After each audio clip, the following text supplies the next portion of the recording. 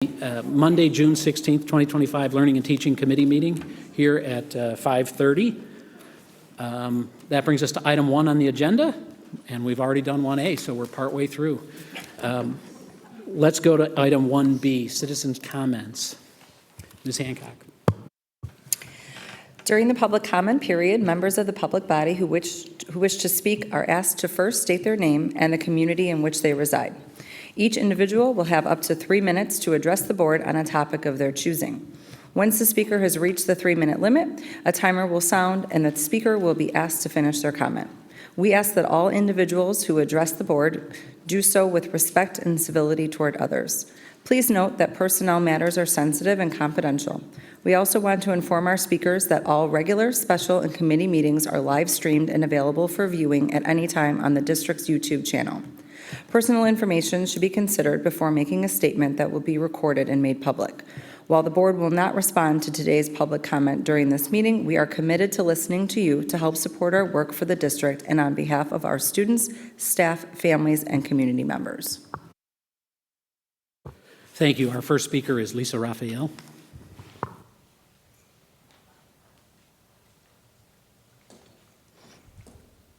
Hi, my name is Lisa Raphael. I live in South Elgin, and I'm a mother of 3 boys. My oldest will be entering Red Lane this fall, while my 2 younger ones will be at Coron. I'm here tonight to express my deep disappointment with the D03 administration, both past and present. My oldest son was in kindergarten when COVID hit. He spent the second half of kindergarten and the first half of first grade on Zoom. At that time, he was already receiving academic interventions, but no supports were provided during remote learning. I advocated early on for an IEP, but was informed that he would first need to complete 3 rounds of intervention. As a result, he did not receive an IEP until the end of second grade. He is now preparing to enter 6th grade with a reading and comprehension level equivalent at best to that of a 3rd grader. At his most recent IEP meeting, I was told that he is at high risk for anxiety and depression. I didn't need a 100-question survey to tell me that. My son sits in classrooms struggling to follow along with his peers, all while trying not to stand out. Despite being pushed in and pulled out of classes for the past 3 years, he has not made meaningful progress. Even his case manager expressed concern about his slow growth. Clearly, something's not working, but the district has not gone the extra mile to find out why or to address it. In response, my family has taken on the financial burden of pursuing a private neuropsych evaluation. Over the past 8 years, we have contributed over $48,000 in property taxes to D303. In addition, we've spent more than $10,000 on private tutoring since the 2nd grade. Services we had to seek out on our own due to the district's shortcomings. I listen regularly to board meetings, and I am disheartened by the lack of urgency shown towards students like my son. While I recognize and empathize with the needs of English language learners, I also expect adequate concern for children who are academically behind through no fault of their own. My son has only ever attended schools within D303. His failure is not the result of parental neglect. It is a systematic failure. Since 2021, I have consistently asked for additional support, extended learning time, summer school, before and after school tutoring. Yet 3 summers have passed since COVID with little effort made to close the learning gap for students like my son. To Dr. Gordon and the members of the board, do you truly believe that D303 has done right by my child or others in similar circumstances? Does he have the tools to be successful in middle school and beyond? I fear the answer is no. Without foundational academic skills, he is being set up for continued failure throughout the remainder of his education. All I ask is for my child and others like them to receive an equitable education that prepares them to function in the real world. I'm doing my part. It's time for the district to do theirs. Thank you. Thank you for your comments. That brings us to Dr. Gordon. You wanted the agenda for a moment? The floor is yours. Yes, thank you so much, Mr. Lackner. I'd invite first Dr. Audra Christensen, Dr. Matt Clark, and Mr. Jim Richter up to the microphone. Tonight we have a great opportunity to celebrate 2 administrators who are retiring. We're really excited for them in their journey, but we also wanted to take a moment for Lisa and Tim to be celebrated for their long-serving commitment to D303. Mr. Richter, would you kick us off? Sure, yes. Good evening, and thank you for having us here today to celebrate both Tim and Lisa. Lisa has spent 31 years in D303, specifically at St. Charles East High School, in a myriad of roles. She's been a teacher, a coach and mentor, she's been a department head, she's been an instructional support coach, but I've worked most closely with her the last 12 years as she's been the assistant principal for student life at East High School. And there is nobody who I can say has been more dedicated to the school community during her entire 31 years than Lisa Dandre. She lives and breathes all things orange and black. She is a champion for every student in our community and our community members. I want to make sure I don't forget anything. And so one of the things that really helps bring this perspective to light is the fact that she has been a Kane County Educator of the Year twice, once as a teacher and once as an administrator. So to get that recognition one time in a career is incredible. To get that twice is unheard of.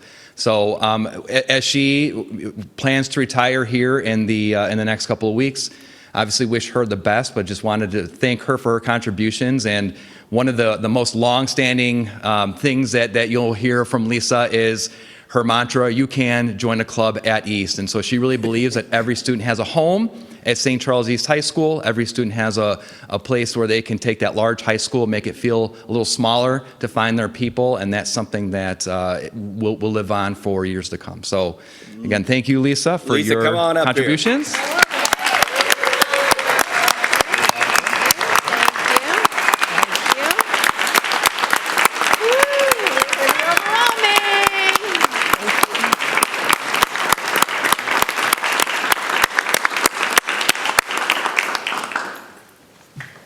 Thank you. Thank you. Two things. Capturing Kids' Hearts said if your job is meaningful and you feel like people will recognize when you're gone, life is good. So I have felt my job, my life has been meaningful for the past 31 years. Thank you, D303. And you have absolutely, student, staff, East, Facebook for D303 makes me understand that, yes, I've been appreciated and someone will miss me. So I will miss all of you. Thank you so much for this great opportunity. And Jim, thank you for your kind words.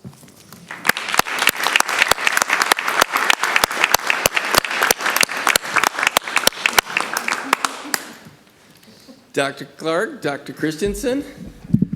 You want me to start? Oh, I can start. Okay, It's fine. go ahead. Mine will be shorter than yours. I love when they fight over me. We do. We fight over Tim often.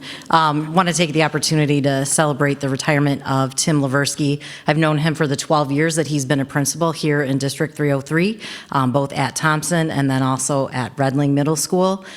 Some things that I've appreciated most about him was his collaborative nature. I learned a lot from him, and hopefully he learned some things from me as well along the way.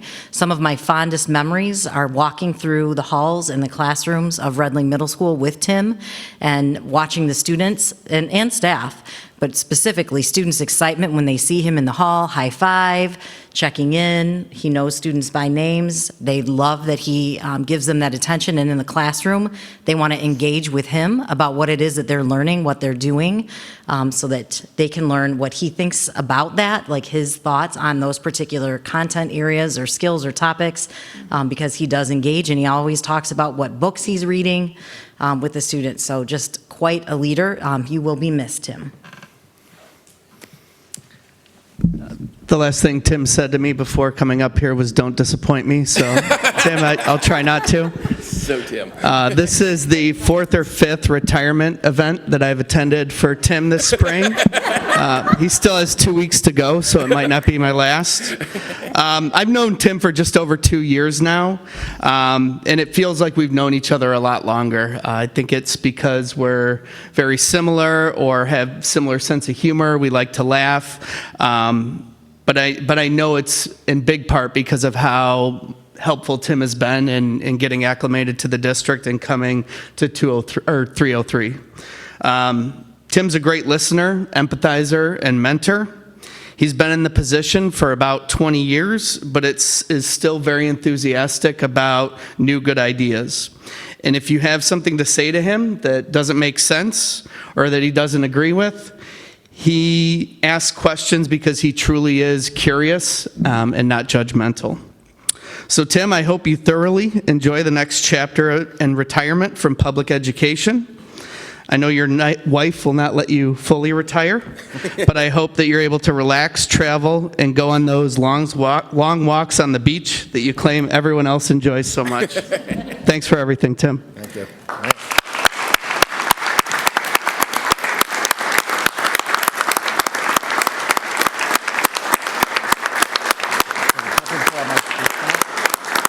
All right, so Lisa's a woman of few words, but I am not a man of few words. So I wrote a little something. So good afternoon. You can't possibly know the gifts that I've received from being an educator. Over the years, I've had the privilege of witnessing the work of incredibly gifted teachers, and I've seen thousands of students transformed by their dedication. The greatest gift of all has been the opportunity to lead those educators as they've challenged students to grow as readers, writers, mathematicians, and as human beings. In today's world, leading an education is no easy task. So many outside distractions, from social media to family challenges, peer issues, and the general noise of the world, make their way into our schools. And as educators, our job is to filter out that noise as best we can, to cultivate safe spaces where our students can think critically, grow deeply, and develop emotionally. As you know, that work starts with you. As the Board of Education, you help set the tone and the direction. Together with our superintendent, you determine what's important and where we're headed, and that's no small task. I don't envy your job, but I deeply, deeply respect it. The work you do and how you do it directly impacts the success of this district. If I could offer one piece of encouragement, it would be this: stay focused, avoid distractions, keep your eyes on the prize, the big picture priorities that lead to student success. Like us in the schools, you will always hear the buzz of a fly in your ear, but I urge you to tune your ears to the symphony in the forest instead. Over the past few years, I've had the privilege of working with the most exceptional administrative team of my career. Under the leadership of Dr. Gordon, this team has brought us to the brink of excellence. We're not quite there yet, but we're getting closer every day. We focus deeply on our PLC work. We've created a guaranteed and viable curriculum with highly quality resources for many courses and centered the social emotional needs of our students, needs that have only grown in the past 20 years. The volume and quality of work that has happened under Dr. Gordon and his team is like nothing I've experienced in a superintendent. This team holds us accountable. They expect growth. They expect evidence. They demand we do better for our students, and they help us do it. I've watched Paul, Audra, Jared, and the rest of his team as they've helped us shift lanes repeatedly to respond to unexpected demands. While I urged you earlier to avoid distractions, I ask you also to help our leadership team do the same. When they stay focused, principals stay focused, and when principals stay focused, schools do better. The future of D303 is very bright. We're on the right path, and that's thanks to strong leadership from our Board of Education, to our superintendent, to our principals, teachers, and every staff member who supports learning in the district. We do what we do for the kids, to help them grow and to help them soar. And on a personal note, I want to thank Dr. Gordon and Dr. Christensen. Paul, thank you for your clear vision, for your unshakable belief that our teachers, and for your faith in the role of strong, positive school leadership, especially in a time when public education is under constant scrutiny. Audra, thank you for believing in me. In a time when some might be winding down their careers, you challenged me to step up, to finish strong. You corrected me when I was off track and supported me when I needed a push. And now you'll have to find someone else for your noticings and wonderings. I leave Redling Middle School in good hands. Francesca Favero is not only a remarkable educator, but a wonderful human being.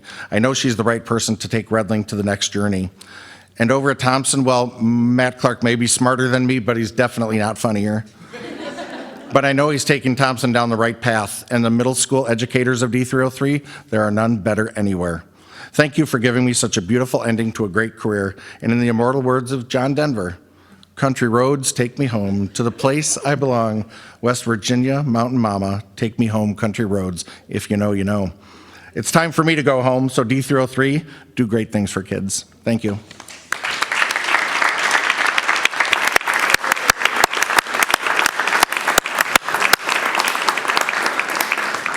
Tim and Lisa, thank you. Just thank you for everything that you've done for D303, for students, the countless students and staff. So thank you so much. Thank you for hanging out with us for a few minutes. Have a great evening. Thank you. You're welcome. Mr. Lackner, back to you. Thank you, Dr. Gordon. It's always nice to start on a high note of careers well spent, so thank you for that. That brings us to item 2A, the curriculum status update. I think that's Ms. Stahl. Yes, thank you, Mr. Lackner. That's a tough act to follow, but curriculum can be equally as exciting. As we continue with this new process of bringing the board status updates, we have a couple of different things to look at tonight, and I hope I can start by providing a little bit of context on the status updates for you. You may or may not know that curriculum work has been proceeding at an intense pace over the last few years, and that's really been focused around our core and this concept of a guaranteed and viable curriculum that you've heard about. But I don't want to make any assumptions about the understanding of what that actually means and how that feeds into the work that we're currently doing and that we plan to do. So I'd like to start just by clarifying, what is guaranteed and viable? Why is it important? Why has it been a priority and a focus for us?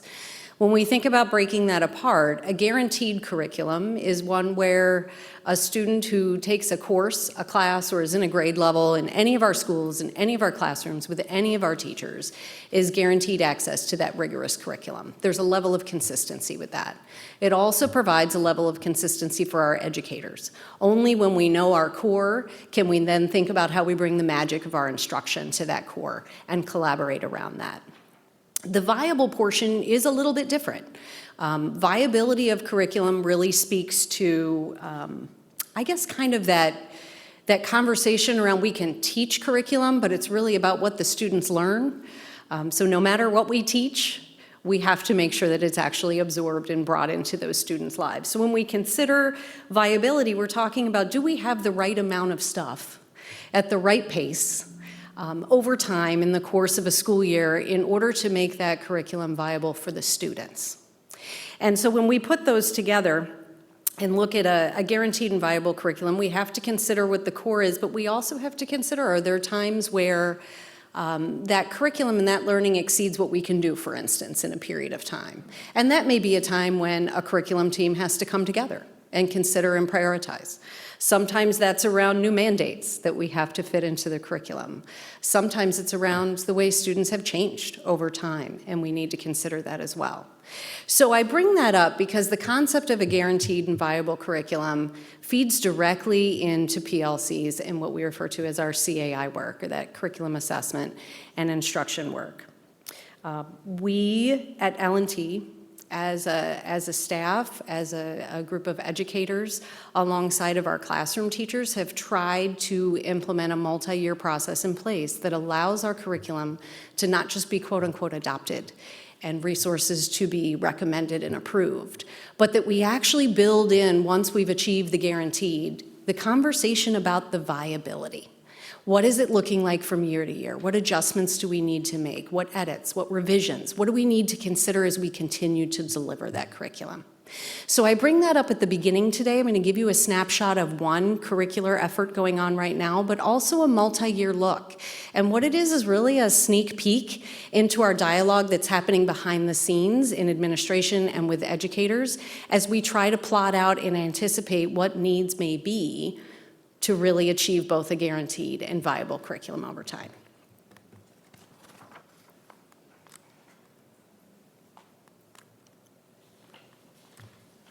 So one area I'd like to share with you today is, as you may or may not be aware, a lot of our educators have still been at work even after school was out. Our biology CAI team is one of those, but there have been many others. And I share with you today the implementation criteria, and partially because it's exciting to hear what we've determined are those checkpoints to make sure that we're implementing our guaranteed and viable curriculum, but also for two other reasons. One, because please know that this was a collaborative effort, that when we determine this implementation criteria, it is with the teachers. We think about, with them, what is it we want to have in place for our students along the way to make sure that we're honoring the guaranteed and viable curriculum. And that's an important piece, but I'd also like to explore the authenticity of something like this. Bringing you a status update is very important to us. We want the board and the community to know what's going on. But we'd also like to create these communication tools that become very authentic within the organization as well. So as we talk about implementation success criteria and we give you that report, please know that these are conversations that we have had as an administrative team, a learning and teaching team, but also as a CAI team and with our educators as well. So while it may feel like it may be created just for you, it's actually created for everyone, very intentionally. So as we look at the work of the biology team as an example and a snapshot, we've got some items here that really prioritize what the students should expect. They should expect that immediate access to the resource as we start the school year.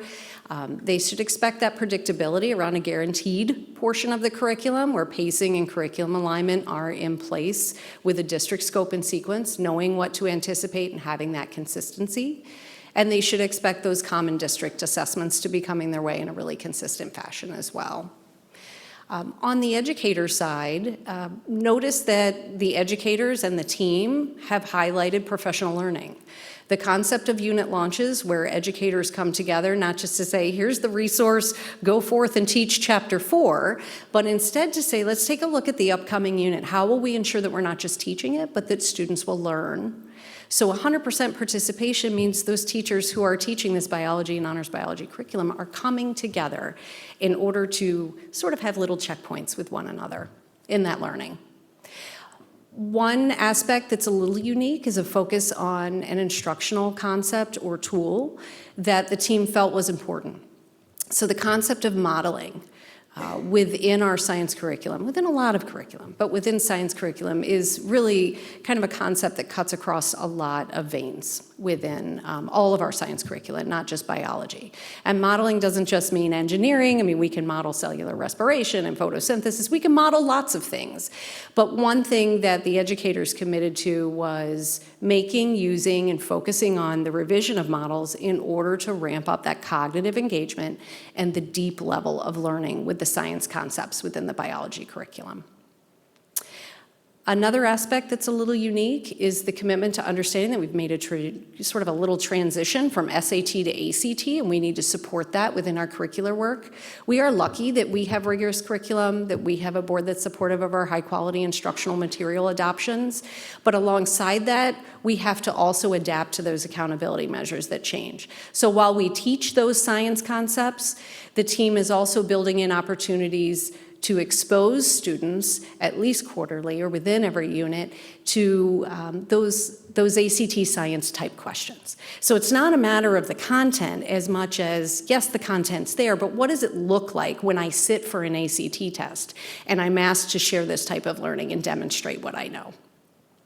And the last piece really is their demonstrated commitment to the viability, that they will revise, they will edit, they will adjust, they will come together collaboratively to think about how we make sure that we can continue to get students all of the necessary content and instructional experiences that we want to offer them.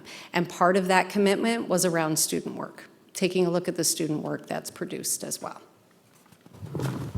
Ms. Stahl, before we go on, with the state mandating the switch from SAT to ACT and our switch, therefore, and the absence of a baseline of science-specific measures within the SAT, how will we get comfortable that this particular effort is having a positive impact on student outcomes? We have no baseline without science-specific data from SAT. So what are your thoughts?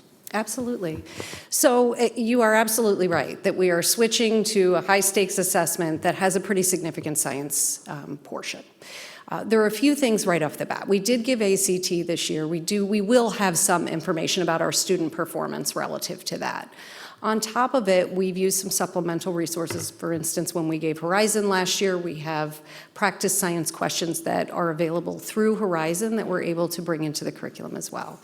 But in addition, ACT has actually been publishing for some time curriculum alignment documents that can actually be used alongside your curriculum so that it's not just trying to guess whether or not we're matching up what we're doing with what those ACT questions might be. They're a little broad and conceptual, but they do give us some level of guidance. And this past school year in August, all of the high school educators on an Institute Day had access to that and also access to time within their PLCs to begin to look at that document to consider alignment. So we didn't even wait until we had given it the first time. We started to get that information out there, and we asked teachers to look at where does this specifically come up in the curriculum right now, as you teach it right now in a non-ACT world, as you were prepping for SAT or this wasn't on your radar. Where do we already see it? Where are those things that we're hitting very hard? And then quite honestly, where are the things that need to change now as we look at the viable curriculum and also support what needs to change for ACT? Thank you.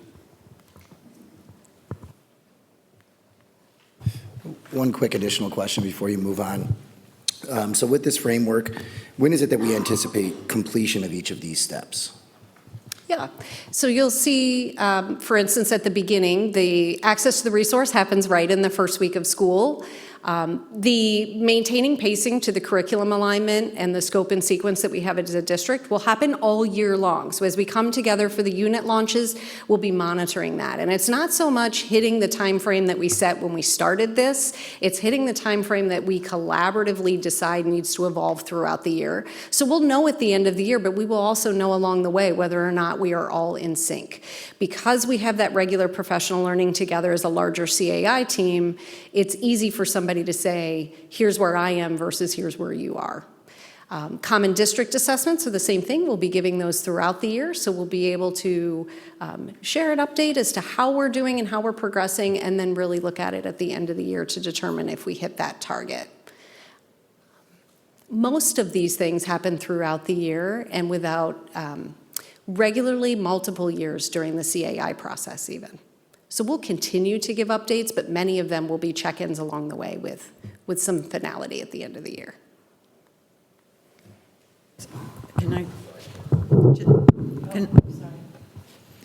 I just clarification on the graph itself. So this is really simple stuff, but will the lines, I see that 20% means the little bar is moving. So when you get to 80%, it will be further along on the line, so we won't see. Is that how it's to be read? Yeah, for right now, a lot of these, as we've just set them, are at 0%. Your question about the line is a good one. That will be more of a time frame. So for instance, let's say it was December 1st. Then we would expect that line to go into that winter phase, and under it we'll write December 1st so that you know, and the percentage will be within the bar. So the bar doesn't rate the percentage, it just Correct. says where we are in the timeline. Yes, Okay, thank you for clarifying, yes. The next two slides are just a snapshot as we look at our core curriculum. As I mentioned, we have spent a significant amount of time working on the guaranteed and viable curriculum within our core, and we really are approaching the end of that phase. There is some celebration here, or at least acknowledgement of the incredible work that has gone into this on the part of our educators, our L&T staff. Everyone who worked within the CAI process has done a lot in a short period of time that really kind of goes above and beyond, especially for some of those classroom educators to be engaged in that work. So this first map is just a little bit of a snapshot of where some of our key K-8 curricular work is. And the same thing for our high school. You'll see in high school, we have a few more here. I've actually added a couple of on that are upcoming, just to give you a snapshot. As we think of designing, we're talking about that year where we investigate deeply. So that's prior to us coming and asking for perhaps funding for a resource. We're sitting down, we're looking, we're evaluating closely where our current resource is versus, for instance, where ACT is. What are the needs of our students? What do we already have in place? Field testing happens during that year as well. And when we move into year one of implementation, we're focused on designing the guaranteed portion of guaranteed and viable curriculum alongside the viability that we then continue for years beyond, so that we are cycling back to make sure that curriculum continues to meet the needs of the students and staff. Can I ask another question, please? So has designing changed from previous? Because there was, if I'm remembering accurately, there was a piece in the design where we were looking at research and making some decisions on curriculum based on the research. So are you changing the way we design? Are you adding something, taking anything away? Yeah, good question. We have not taken away the aspect of research, much like we have taken on the concept of benchmarking aspirational and comparable districts. All of that is still a component of the process. We are currently looking right now at any other aspects that we need to consider adding to the process. If there are any potential gaps now that we've worked within it for a few years, is there something there that we feel like either we need as a system, as a team, or groups of teachers need in order to close the gap? I would say one example of that would be the implementation success criteria that we've started bringing you. The idea that how will we know we are doing this well? And then eventually, how will we know that academic success is achieved as well? So those would be new additions, but we haven't removed anything yet. I have a question. Social studies, how is that being defined? At the middle school, we are middle school 6-8 social studies are, of course, the 6-8 social studies we offer. Right. In social studies at the high school level, for instance, here, right. We have our standard courses, our grade level courses that we did previously, and then this year we looked at all honors. So we looked at honors, modern American history. We sort of broke it into those two pieces. And I don't know if that answers your question, but that's how we were splitting it apart. Yeah, I just wanted to clarify. So when we say social studies for the high school, we're including legal studies, we're including all of that is under the social studies umbrella. No, that is actually a great clarification. No, in fact, you'll see on the schedule that I'll show you in just a minute that high school social studies electives is actually a separate topic that we're looking at potentially addressing. Okay, so does this include civics then, for example? It does, yeah. So we looked at the standard grade level curriculum and then the honors. But you are right that those electives are different and outside of that. Okay. So how many courses then are you including for high school social studies in this? So everything that isn't an AP or an elective would be counted within there. So your modern American history, your civics, your contemporary world issues would all be included. Okay. My suggestion, I think it would be helpful to spell that out on this going forward for social studies, because there are quite a few under that umbrella. Good point. Good point. Thank you. One thing that is new that we just want to give you a sort of a backdoor look at is the criteria for considering moving forward with curriculum work. Certainly, there are so many wonderful projects we could be taking on to further support curriculum in the classroom.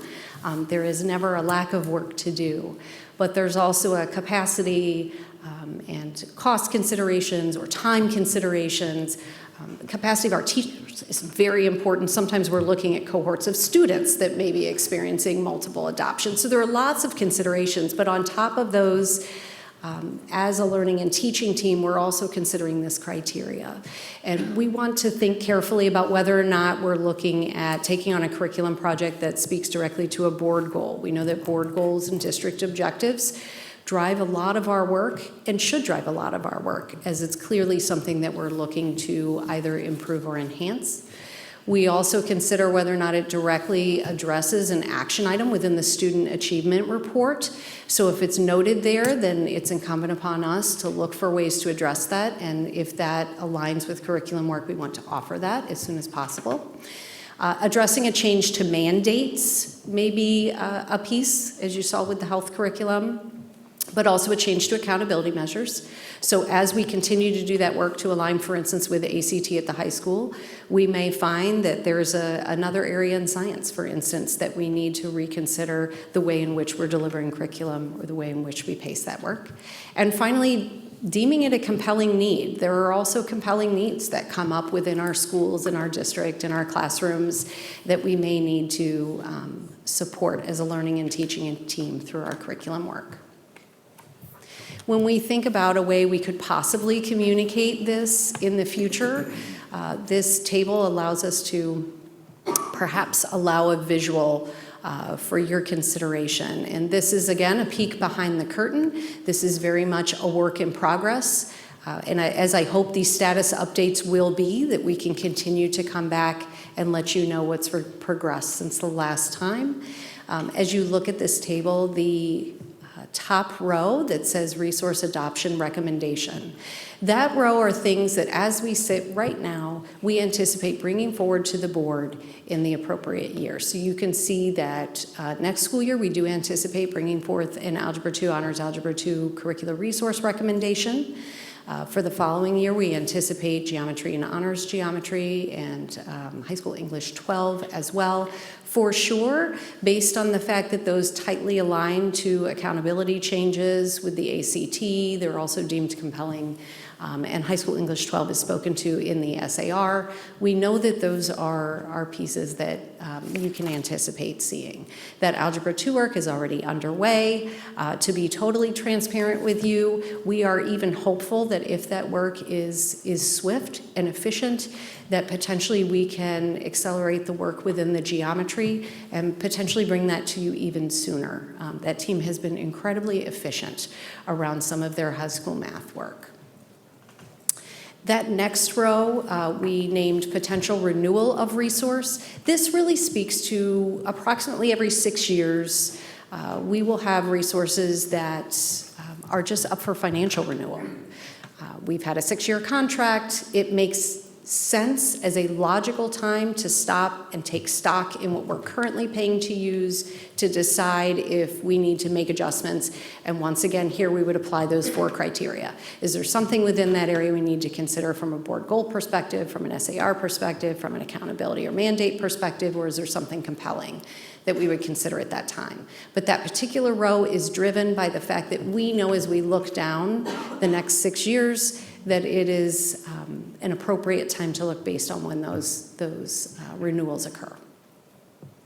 The third row down, the additional resource consideration. So this is very similar to the second row, with the exception of it doesn't necessarily fall in line with an expiration. It's not as if our physics book is expiring per se, but we know that it's been quite a long time since we've looked at some of those resources. So we're starting to slate them in, not necessarily to say for sure we're bringing, but we for sure are going to look at them. Like, we know it's a time to look at them. For a few of the others near the other end, the 2030, 2031, those we pay for annually. So we place those on a 6-year out schedule, even though they don't technically expire, if you will, at that time. It makes sense at that time to take a closer look. And the final row is an attempt to align our high school pathway work that we've brought to you. Please, please, please hear that we plan annually to revisit, revise, and enhance all of our high school pathways that we'll have within our academic program guide. That will just be a part of how we do things. But we also know there's some really interesting checkpoints that may come up around some of those pathways, and that's what we've highlighted here. So for instance, you'll see finance and business services up there. That's not because we've decided we want to talk about finance and business services and it's the most important. Instead, we know that, for instance, College Board is releasing an AP Business Principles course that could become available to us the following year. So we want to make sure that we have slated in our efforts to take time to evaluate that course and decide whether it's something we would want to bring forward. Information technology, there are 2 new AP Kickstart courses we could evaluate next year for possibly bringing forward, one in cybersecurity, one in networking. Doesn't mean we will necessarily do that, but it means as a team, we know we need to stop and look at that. Fire science and criminal justice are 2 areas where ECC has new and supportive programs. We also want to take a look at that as well. And later on in those pathways, there are times where we need to add in those CCPEs, or those, so every 2 years we need to do that for the state, those college and career pathway endorsements. And we're already starting to think about years out, which pathways do we think would be on track to go ahead and get that approval at that time. Some of the ones on the other end we have placed there because we think there are potential ramifications that are maybe financial or facilities related, a few more question marks right now, but all of this is fluid. As more information comes forth, as more needs come forward, as we consider all of our direct and indirect costs aligned with these, they could shift within this framework as well. So I hope you'll consider this a work in progress rather than a level of finality with some of our upcoming curriculum work.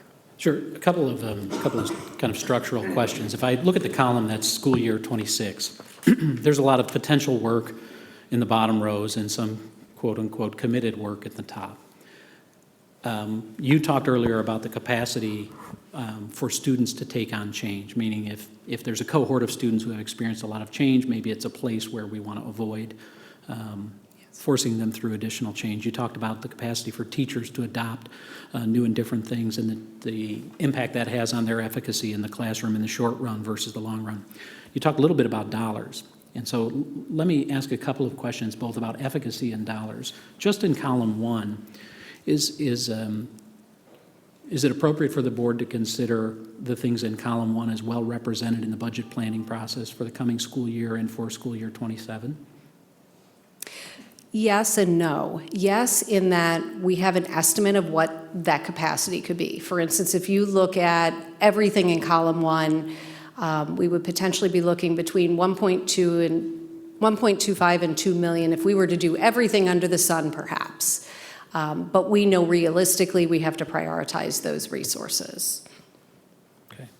And then on row 3, you talked a little bit about the physics textbook and the fact that it just happens to be old. How is it that you would think about age versus student outcome? So old doesn't necessarily mean ineffectual. Physics doesn't change that much at the high school level year to year very much. So what are your thoughts there?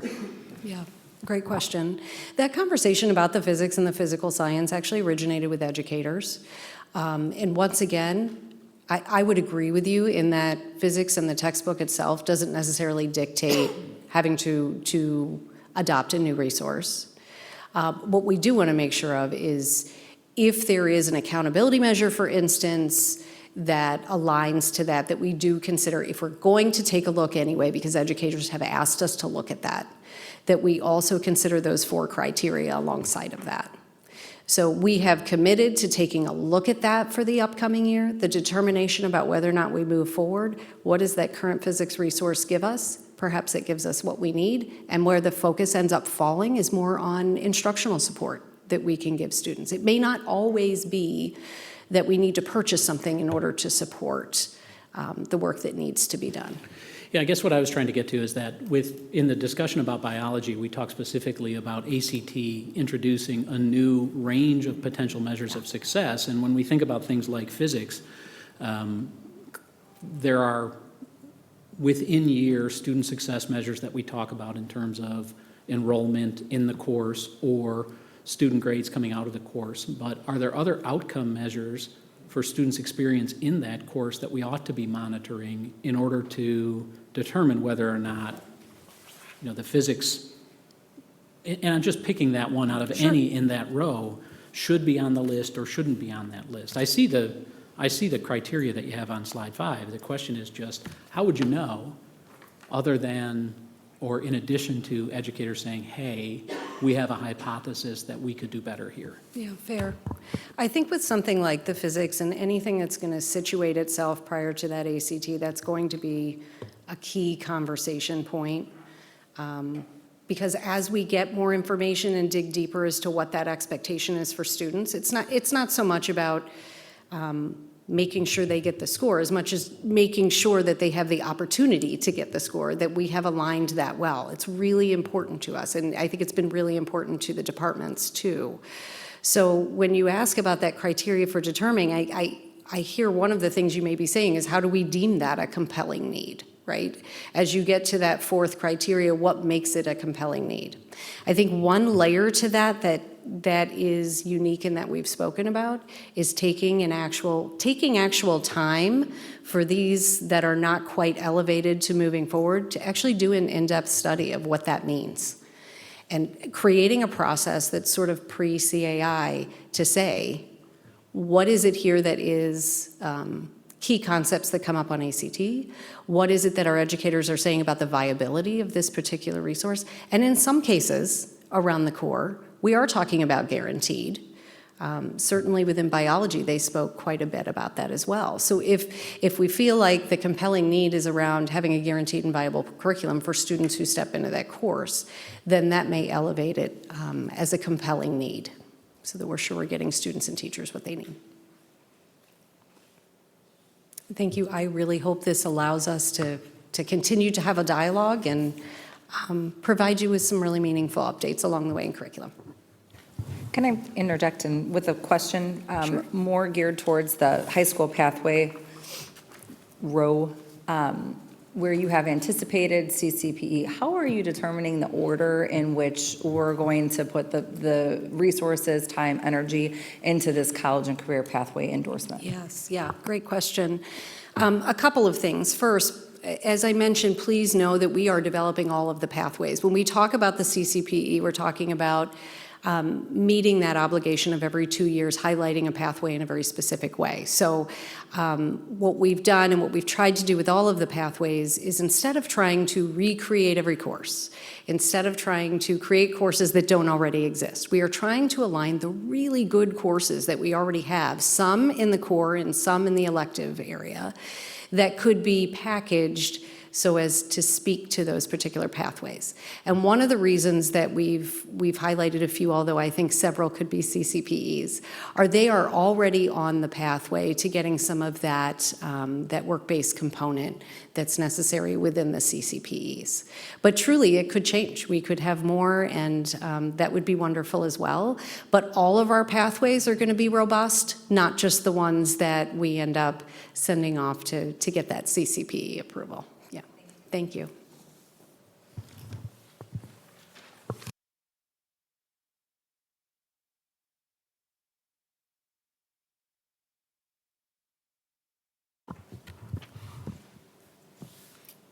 Switch over to the next slide, the high school experience.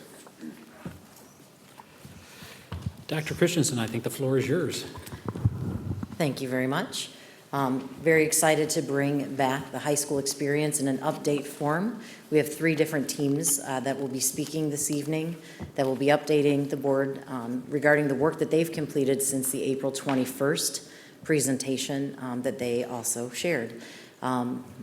Oops. Sorry, sound effects. Sometimes they work. As we've done our work along, as we've done our work along the way, we have continued as teams to keep the core values and our commitment statement in the forefront. That's been something that's been woven into conversations intentionally and then also naturally happens, as you'll see in the slides and in the presentation of the updates from our teams. And next. Oh, too many next.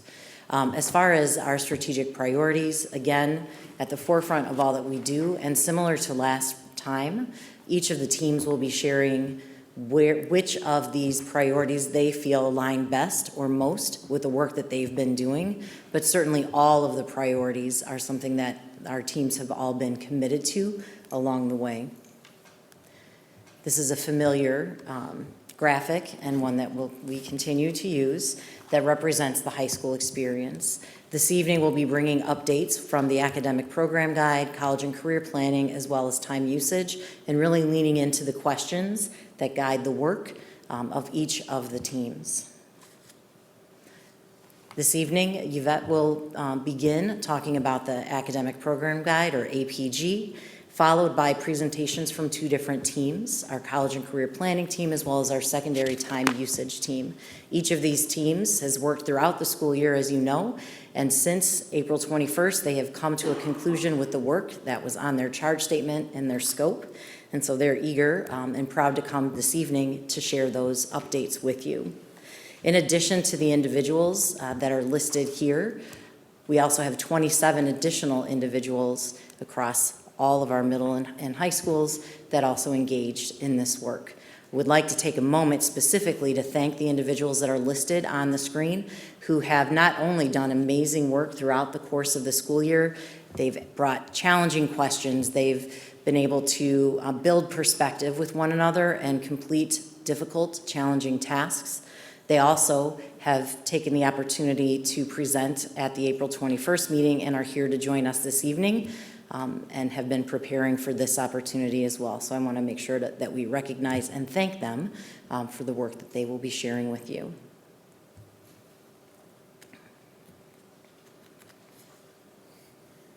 Okay, and without further ado, here's our friend Yvette. It still doesn't like me. Just a quick update on the academic program guide implementation. So we've got a few checkpoints that we've already hit and then a few coming up. Please know that what we're trying to do is back map from that October board meeting where we would come to you with a completed academic program guide ready to go for student scheduling that would start in November. The steps that we've been taking and will continue to take, we did carefully review and analyze aspirational program guides, components, and the organization of them. We looked at 101 criteria and components that were housed in the 3 top program guides that we looked at for a variety of reasons. So we've completed that, secured a graphic designer for our preferred program guide design, went and found the one who did the one we liked, which seemed rather efficient. Created drafts of key sections of the APG for board feedback. You might remember that we brought that to you in April where we showed you what those 2-page spreads look like for each of the pathways along with other key components of the book. So those pieces are completed. What we're moving into now is some of the meat of the work that we've been doing. So we're looking to review and revise any course descriptions that may be needed as curriculum revisions take place over the summer and into the fall. We're about 10% there. We've got a structure now in place through our communications department for easy communication about what would need to change. So we'll be getting ready to launch that out to our department chairs and staff in short order at the beginning of the year. Complete the full design layout from the graphic designer. We're about 10% there. We have our internal documentation of what we think each page needs to entail. We just have to transfer it into his official layout so that we can move forward with getting a really solid draft. We anticipate, hopefully, being able to bring some level of draft, at least of key portions of the book, starting with our administration at the end of July, and then moving through our levels of leadership at the high school for final review in September before we bring it here to you in October. Can I ask again about the bar? So, and I'm sorry if everybody else gets it and I'm confused, but the bar now goes to September with 10%, but it says status of June at June. So if I'm talking to a community member or a parent, am I then to say, in September, we expect the course description to be completed, but right now it's at 10%? That's accurate. And maybe we could wordsmith that a little bit for you too, so that it's clear that that's a target. You are correct in the way you just stated that. The target date is September, and that's why the bar goes all the way into the fall, and we are about 10% there, yes. Okay. I think it's really critical that the board is able to say Absolutely. exactly what's going on, because the way, and I'll just be really frank about it, the way this reads could be interpreted a couple different ways. So maybe make it as simple so Becky knows how to speak it. How's that? Absolutely. I'll piggyback off that for just a moment. So would the 10%, for example, review and revise course descriptions as curriculum revisions are completed, would we say we're on track then to be able to complete that by the September deadline? Are these numbers good numbers by the work that still needs to occur for each of these initiatives? That's a really fair question. The answer is yes. This is work that is in fits and spurts, if you will. We would expect it to be at this point right now. Once it gets into the hands of our educators, it would go much quicker. So where we are right now, we're very comfortable with. We have everything designed and ready to go. We have our structure to gather that feedback, for instance, on course descriptions and pathways. We have that framework done. So as soon as we get it to our educators, then that percentage ramps up quite a bit. But yes, to answer your question, we're on track. Thanks, that's very helpful. You're welcome.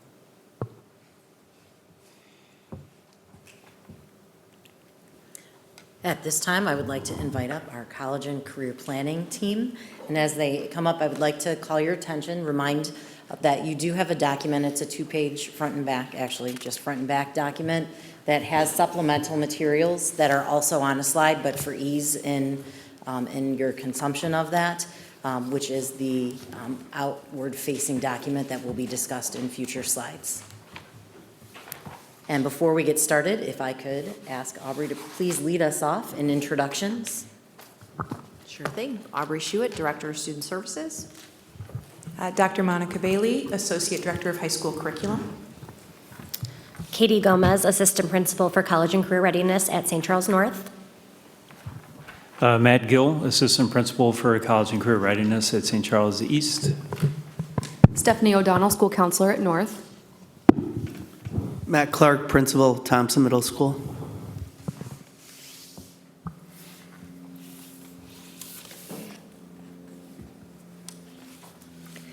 We are excited to share an update from our College and Career Planning Committee, which has now completed its charge and its work for this school year. Since our last presentation in April, we presented on timeline, outcomes, and updates, and at that time, we recommended the adoption of School Links as our college and career planning program. It's thinking. The work of our CCR committee is deeply aligned with the district's strategic priorities by enhancing family communication through a comprehensive platform that fosters collaboration among students, families, community partners, and school staff throughout the post-secondary planning process. We want to ensure that every student has access to the resources and opportunities they need to succeed, centering on student voice and individual choice in their post-secondary planning, and really implementing equitable policies, programs, and practices that create the inclusive, responsive pathways that welcome all learners to have a hopeful future.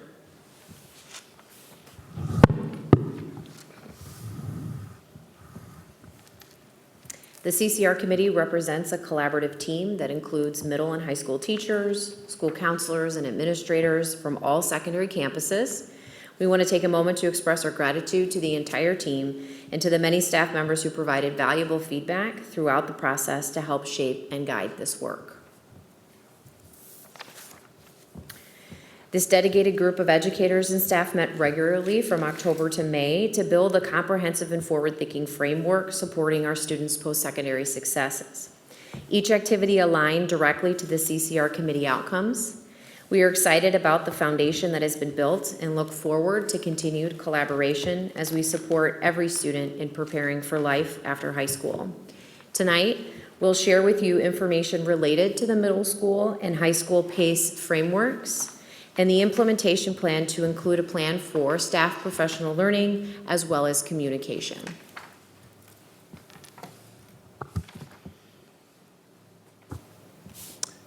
The PACE framework is a strategic tool that's designed to support our students in making informed decisions regarding their post-secondary pathways. Since 2017, District 303 has utilized PACE to shape and enhance our college and career readiness curriculum. The current iteration of the framework, which you all have a paper copy, represents our third comprehensive revision by our PACE committee. Our objective was to create a document that is both user-friendly and visually engaging for our students and families. To this end, we've adopted some unique icons for each domain, making it easier to identify and navigate the elements across all grade levels.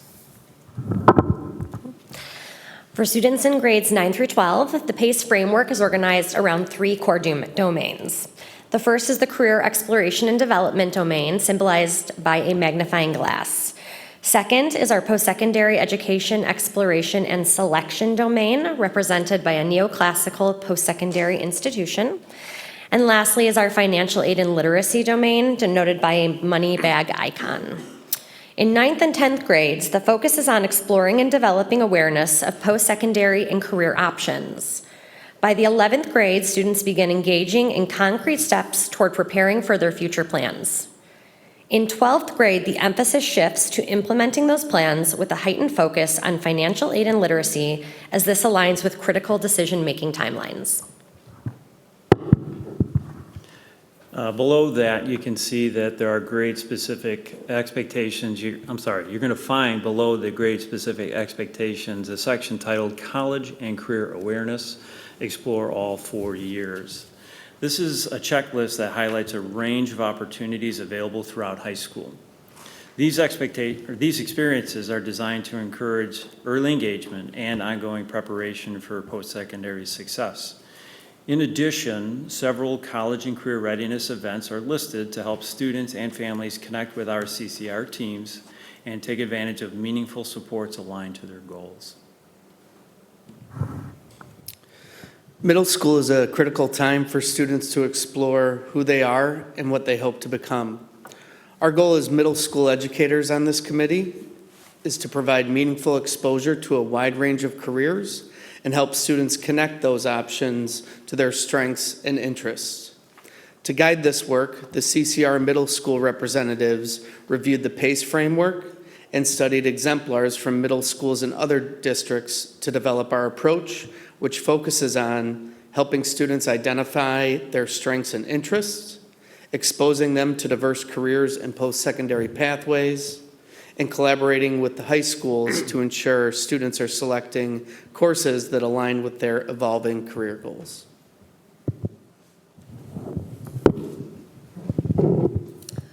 We are pleased to report that the initial 2 tasks of the School Links and PACE implementation plan have been successfully completed as indicated by the accompanying check marks. The 3rd task, which involves an exploratory phase for school counselors and administrators, is currently underway and will continue through the summer. As we approach the 2025-2026 school year, high school counselors will participate in an additional training session focused on School Links to prepare for the upcoming college application season. Once the school year commences, teachers will be provided with professional learning opportunities regarding both School Links and the PACE framework. This initiative represents an ongoing commitment to ensuring comprehensive understanding and effective integration of these tools throughout the school year.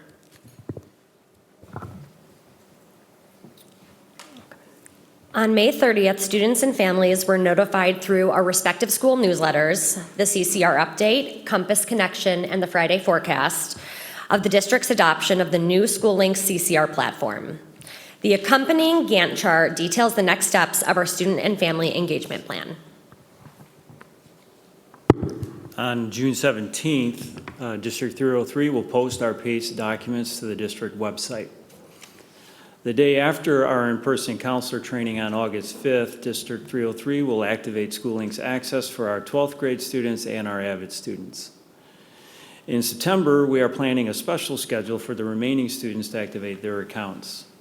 Parents and guardians will receive a notification through each school's newsletter regarding School Links account activation for themselves as well. Starting in September, we will initiate the implementation of our revised PACE framework, leveraging the new School Links platform. In November, we will provide the board a status update, and in April, after approximately 7 months of active use, we will solicit comprehensive feedback from students and families regarding their experience with School Links. Finally, in June 2026, we will provide the board with an update after reviewing all of our data.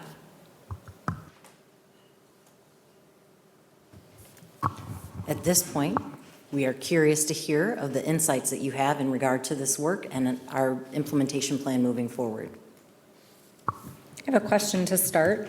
On this document, my question is, who's monitoring this with students and how often are they meeting with them? This seems like something that would have to be monitored pretty regularly throughout the year? And do the counselors have the time to do that? Is that built into their schedule? What does that look like?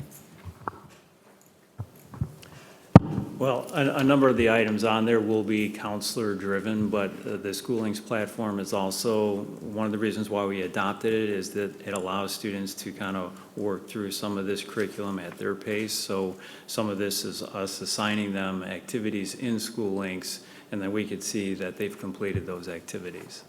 Obviously, some of the other activities on there, we can kind of see the engagement levels based on their attendance at our college and career events.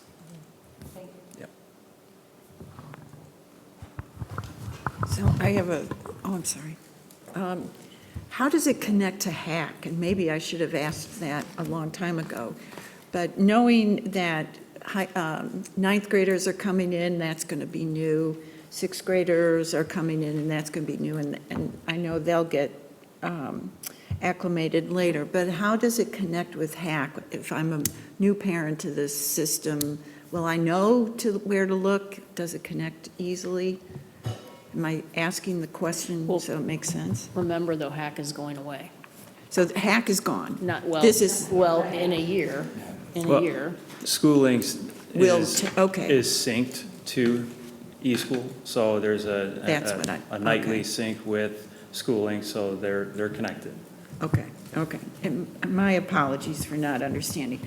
My Schoolings, real concern is people who are new to the system and how confusing that can be when they're new, so that was where I was going. So. Yeah, it is a single sign-on system, so students will be able to access Schoolings through ClassLink. So it's not a new password or anything like that, so that one password will take them to everything that they're going to need. So it looks like from the various timelines across the different parts of the project that everything will be completed by the end of June of '26. Is that about right? We will be done implementing the new at the end of next school year, but we will continue to implement the PACE framework as students progress through the grade levels. But in terms of the first time implementation, it will be done in the June of 2026. So in the previous presentation, we talked a lot about curriculum change, potential courses, particularly pathways. How should we think about the academic program guide associated with the implementation of those changes that we know are coming? We just saw the calendar of those changes. Each of the counselors, as they meet with students throughout the 4 years, all 4 years, 8th grade rising to 9th grade, 9th grade to 10th, 10th to 11th, 11th to 12th. We'll be meeting with the students as they have to discuss course paths as well as 4-year plans. And so as new courses come into the picture or pathways evolve, that will be something that will be included within that work. Additionally, many of the tools within Schoollinks will help to guide counselors as well as families as well as students with areas of interest and leading them to the pathway, so that really will help fine-tune the conversations regarding their interest for career and college. So if I hear you rightly, all of those pathway changes will be reflected in the new tool upon approval by the board or implementation, and then information about that will be cascaded down to the counselors for launch of a program. Is that about right? Yes, and the APG is separate. It operates outside of Schoollinks, but the courses and the planning that the students do within Schoollinks are aligned to the APG.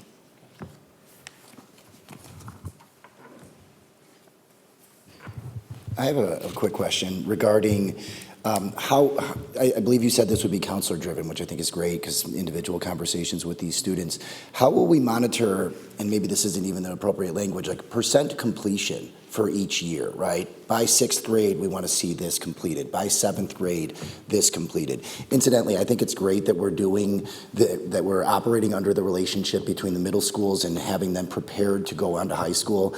Many moons ago, I was a college counselor, and I actually came directly to this district at Redling Middle School and gave preparatory conversations with students about what they should be doing now so that they could be prepared in high school to go to the institution of their choice. So as we progress from 6th, 7th, will the counselor be monitoring like checking off a box. These things were completed. You're ready for the next step. And of course, as we progress through this, as I read through it, certain things are done on an annual basis. Each year, they'll be doing more and more of that, presumably so that they can have exposure to various things. But how is it monitored in the resource? How do we know each student is doing it, short of, one by one, each counselor driving those conversations? Is that a part of the tool? Hey, you've met the threshold. You've done what you need to do by this point. We would deem you as prepared to move on through that pathway. Does that question make sense? I just went on the diatribe there. So there are certain tools within School Links where we will assign them to students, and we can monitor within that platform whether they've actually completed the task or not. I believe the document should be used in tandem between the students and the counselor, and so that would also be a working relationship as to whether the student is checking the box through a counselor class presentation or whether the student is checking the box based on a CCR event that they attended with their families. That makes sense.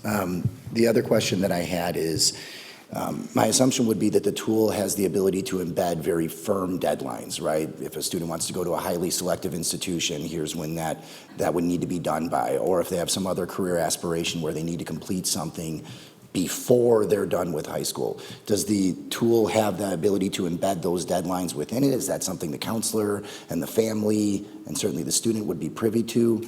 How does that work?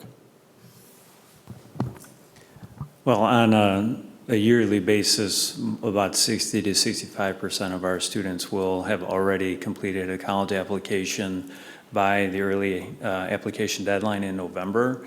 So we do on a regular basis throughout the fall check in with our seniors to monitor their progress. So one of the priorities for the high school is to have senior meetings, which is a counselor-driven meeting where we have our students re-articulate their post-secondary plans, and then based on that, we can kind of get a sense of what are your next steps.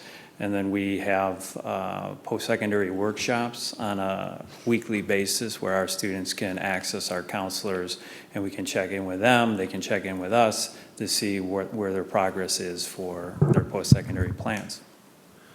Or maybe, Mr. Gill, thinking about it from a standpoint of a middle school student or a parent saying, I really have aspirations to go to a highly selective school. How does the tool help me figure out, okay, I want to go to Princeton, I want to go to X, Y, and Z school? How does it help me navigate that highly selective type of school, or Ms. Gomez as well, either one who want to jump in there or anybody else? How does that help?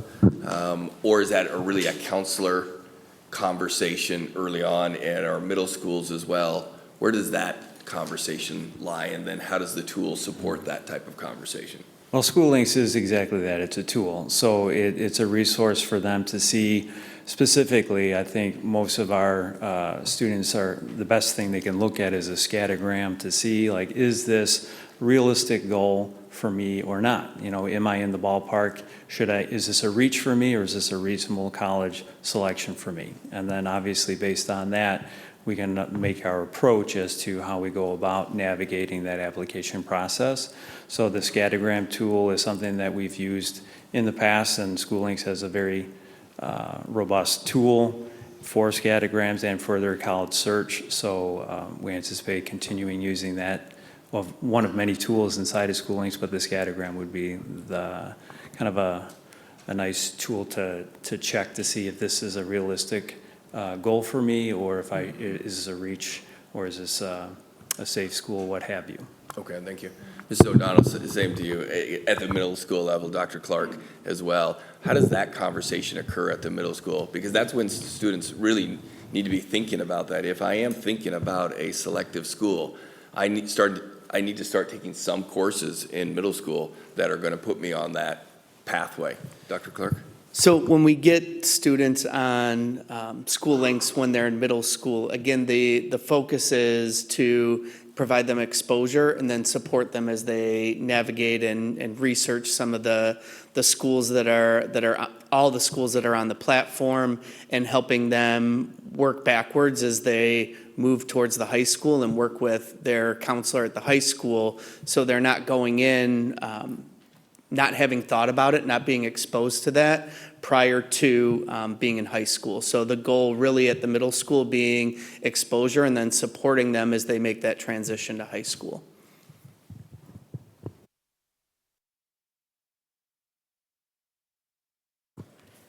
All right, thank you very much, team. At this time, I'd like to invite up our next team, the secondary time usage team.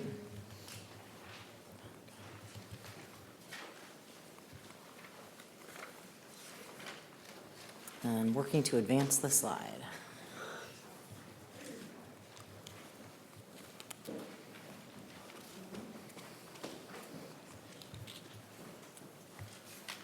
All right. And Mrs. Jensen, if you could start with the introductions, please. Sure. Pam Jensen, Senior Director of Professional Learning. Jim Richter, principal at St. Charles East High School. Melinda Roberts, Assistant Principal at St. Charles North. Kara Erdmeyer, School Counselor at St. Charles North. Kara Drexler, English Department Chair at St. Charles East. Carrie Grabowski, Math Teacher at Thompson Middle School. Well, thank you very much for having us here tonight to provide an update since our last update in April. And we are using the same question that has really guided all of our work, which is how do we use our instructional time with students?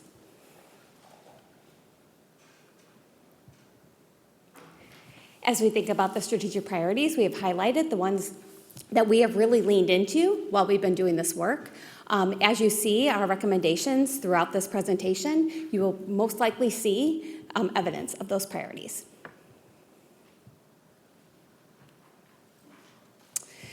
We also had a very collaborative and dedicated team of educators that were from both of the high schools as well as both of the middle schools. They also came with very different expertise levels, and many of them are presenting tonight, but I would also like to take a minute to recognize the people in our audience who were also a part of this committee. So if you could please stand, be recognized. Thank you. Okay, so as we looked at the scope of our work, on the left-hand side, you will see the components that we had in our charge statement. Since April, we have been able to develop structure recommendations that you will see here next based on the feedback from our secondary colleagues. And we were also able to identify professional learning needs that we are then going to pass along to the next committee who's going to take this work up. And that committee will be working on really looking at the scheduling for both our middle schools and high schools.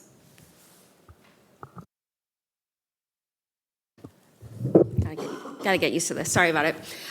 In response to our gap analysis, we are recommending the implementation of an advisory structure.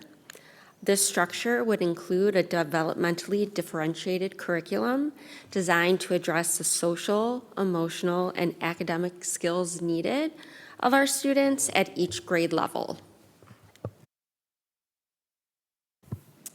In response to some of our identified needs related to supporting students in their perseverance towards meeting academic achievement goals, another time structure we are recommending is a What I Need period. A What I Need structure is a dedicated period of time with dynamic student placement to provide students targeted academic support. We also recommend the implementation of time dedicated for students to access and receive support with college and career exploration and post-secondary planning.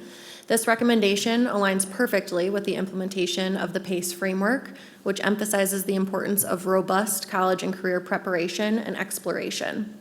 By allocating specific time, we ensure every student has the opportunity to recognize, research, and explore their interests, as well as the various pathways to achieve their subsequent goals, and develop a personalized plan for their future. While this dedicated time is not different or additional from the aforementioned recommendations and can be seamlessly integrated into the previously proposed advisory and WIN structures, we want to emphasize the need for time in the school day for students to plan for, achieve, and attain ambitious goals. These structures provide natural opportunities for students to access resources, connect with counselors and teachers, and receive individualized guidance on their college and career journeys.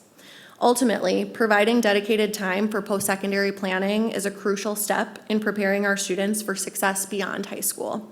It's an investment in our students' futures and empowers them to make informed decisions and confidently pursue their first choice post-secondary aspirations.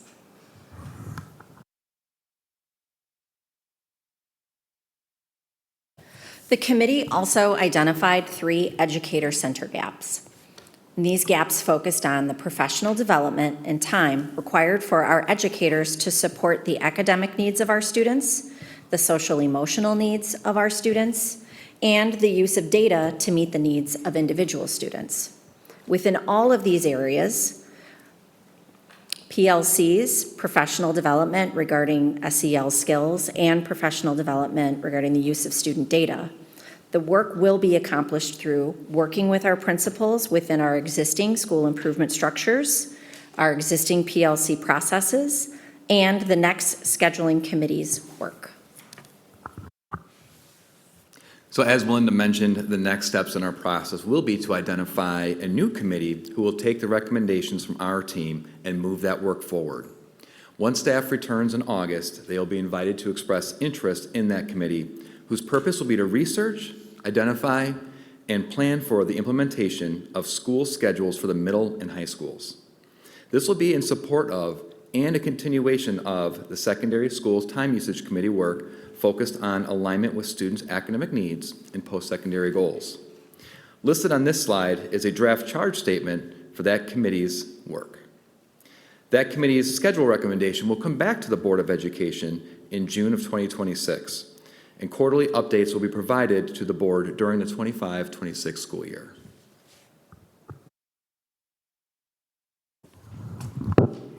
At this time, we're curious about the insights you have to share. Start. Okay, so just to be, I'm just trying to be clear. So you're done, and I like that you have a charge statement for the next group. With your recommendations, these are things that are already in place, at least the time during the school day. You're not suggesting what that should look like. You're going to let the committee make those kinds of decisions. PLCs are already in place. My question will be to the next committee, how do we hold PLCs accountable to what you're recommending? You're not telling us how to do that. You're saying that's the next committee's work. The same way with how will students find time during the school day to meet with their counselors. You're making that as a figure out how to do this to the next group. Thank you very much. Can I follow up, though, on that? Like, as far as the time to meet for post-secondary planning, they do that today. So how is the recommendation different?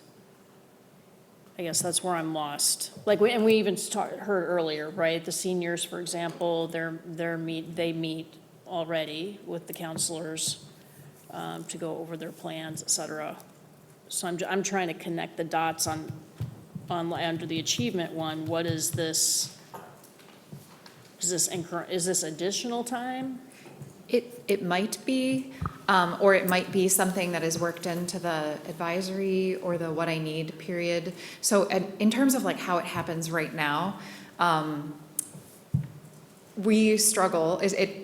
What happens is that very often it happens during English classes, is just kind of the reality of how it happens, because right now they're, with the way the curriculum works, and there's lots of student choice in terms of like which classes they take during which years and which pathways they're on. The one course that every student takes is English, all 4 years. So all the freshmen are together in a freshman class, and all the sophomores are together in a sophomore class. And so those English classes, at the same time that they're trying to meet all of those rigorous, reading, writing, speaking goals that we have for our students, we're also taking a day here, a day there, here and there. And we know that it's important for our students, and so we do it, but it ends up kind of derailing some of the work of the PLCs and the curriculum that we've already put in. So we just want to make it really something that we're intentional about making sure that we're making specific time for. Okay, so that piece, but then also the individual sessions are still happening as they are today. Okay, so really the focus for this is around how do we structure the group time, is what I'm hearing. The other piece stays the same? Yeah.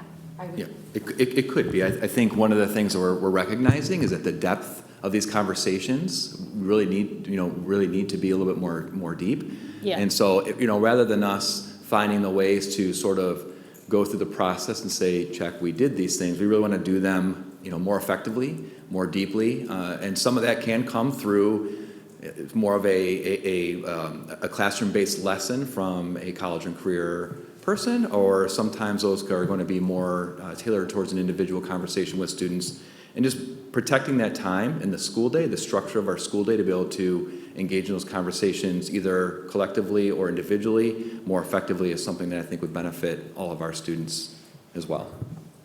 Okay, so you guys are thinking you're going to need incremental time. You're going to need additional time. I thought I was confused then. I thought I heard earlier there was no additional time that was going to be needed for this. So we're going to add time. Yes, so I'm sorry. No, I wanted to clarify. Are you talking about additional minutes in the school day? No, Okay. somehow Okay. we're going to add more time to get this achievement one in particular, the college career exploration, secondary planning. We're going Yes. to add more time. Yes. That's dedicated to We're going that. to, yes, we're going to dedicate more time specifically to that. Okay. Within that, it could be in the advisory or the WIN structure. So when I say there's no additional there's not 3 time structures necessarily that we're recommending. It's the advisory and WIN structure, and the time for post-secondary and career exploration could be built into those 2 time structures. And then it would be required of the student? Yeah. Yes. Okay, thank you. I would just like to say, as probably the only person sitting up here who's recently taught high school, I'm in full support of an advisory period. The connection to a consistent and caring adult and small group of people that builds community and trust and a sense of belonging that has to be like top tier priority. So I'm thrilled. I think that it will be beneficial for English teachers to not lose time in their day. And there's so much work that has gone into this PACE guide, and in order to properly implement something like that, you need dedicated time in the school day. So I thank you. I also thank you for using WIN time as a consistent. This is something that students will know and remember from elementary school, that this is a part of their day that's dedicated to helping them be successful. And continuing that on to high school, I think, is really smart, and I'm excited to see that be implemented. I know that this is not in your charge statement per se, and that you won't be the ones that are actually developing a new schedule, but please don't do this first period, right? I mean, at the high school level, we can't ask students, we can't expect 100% attendance first period. It doesn't happen. And so if it's something where it's like around third hour before people start leaving for other classes and going across town or across river or whatever it might be, just that's something that gets communicated to the next group as they're trying to build a schedule and to implement this in an effective way, time usage. But thank you for all of your work. The only thing I'm sorry. Excuse me. Go ahead. Thank you. So we've talked about 3 different time-consuming blocks. We've talked about the fact that English has been the course that has been burdened with these. We know from the SAR that our English scores are some of the better scores on standardized tests for our high school students. From which classes would this time be taken? Which classroom instruction time would be reduced in order to enable this to take place? I think that the next committee, as they come together, will figure out what structure will best meet these needs, whether it's looking at a couple of minutes from each class period, whether it's daily, whether it's a couple of times a week. I think that's really the work of the next committee. So I don't know that we can confidently say exactly where it's going to come from, but we know if we're bound to our current time frame of our start and end time, we do have to find a way to leverage that time away from something. And that next committee will take the work that we've done, the recommendations. I do anticipate that there will be members of the current committee who will be interested in serving in that next committee as well, so that the spirit and the spirit behind the conversations can continue on with honoring where the work has been, but also then folding in and integrating those new ideas that the new team members will bring in, so that not all of that momentum is lost. We're able to kind of capitalize on that, work together more efficiently, and then be able to make that recommendation back to the board in next June. So to give you an answer of where it's going to be, I don't know that any one of us could confidently say it's going to be from this class, from that class. But if we're going to integrate this into our day, we're going to have to really consider, is this something that we want to leverage on a daily basis? Is this a couple times a week? What does this look like, so we can make sure we are maximizing our instruction in our classrooms, while at the same time finding the time to really do this very important work as well. So if I hear you rightly, though, there will be a reduction of some other class time in order to dedicate it to this time. Is that right? If our current constraints are the current start and end times for our school day, I don't see how it would be possible to do it without that. Thank you. Ms. Fairgrieve? Can I also just quickly add, I apologize to interrupt. One of the things that we also recognize that our aspirational districts, New Trier and Stevenson specifically, have these structures embedded within their schedules. And so that's something that this next scheduling committee will be reviewing and analyzing, in addition to other potential schedules or options, to see how are other schools doing this, how have they built this in addition to what is accomplished within those structures. Will be things that this next committee and the subsequent work that we do with implementation will address. Pardon me, Ms. Fairgrieve, can I have a redirect on that one? Yeah. So how much of the gap between those aspirational districts' high school performance and D303's performance will these three actions close? So if I hear you rightly, the supposition is aspirational districts have this, it will have a positive lift on student outcomes. Is that about right? That is, if that's so, then how much? And I respect that question, and I can't have an answer for you right now, but it is something that we can definitely explore in terms of what is that growth or that percentage or that change over time. One of the things we do know is that they do have higher academic scores than us, and so as we explore next year and work in our research, those are people that we are reaching. We did this year as well, but we'll continue to reach out to hear how do they structure that, what are the components of that, what do they feel caused them success with those particular academic supports and SEL supports, so that we can tap into that as well. That was a similar question to what I had. The only thing I would just comment to take forward for the new team, I think it'll be very interesting to see with whatever the recommendation is, where the instruction time is being taken, and just kind of a matrix or charting of how that looks. I do think it's great to see the structure around the win. We did something like that at North at one point in time, and then that was changed with some of our agreements, union agreements, but it'll be nice to see something back and consistently among both high schools. So. Can I build on that point? Because I think, there's all kinds of words on these slides that say dedicated time and dedicated period of time, but there are a couple of others that say consistent and caring adult in a small group setting. And so when I hear that conversation, I think, resource-wise, we have only the minutes that we have contractually available to us at present until the term of the contract is up, or we have a significant financial burden to consider in order to expand that time. Those are real constraints. There are other constraints when I see words like consistent caring adult. That means some person who is consistently attached to, as you guys put it, small group. Small group and consistent means lots of people. Lots of adults in the room with fewer numbers of kids. And so as we think about this scheduling construct, it's not only the minutes, it's the minutes and the resources.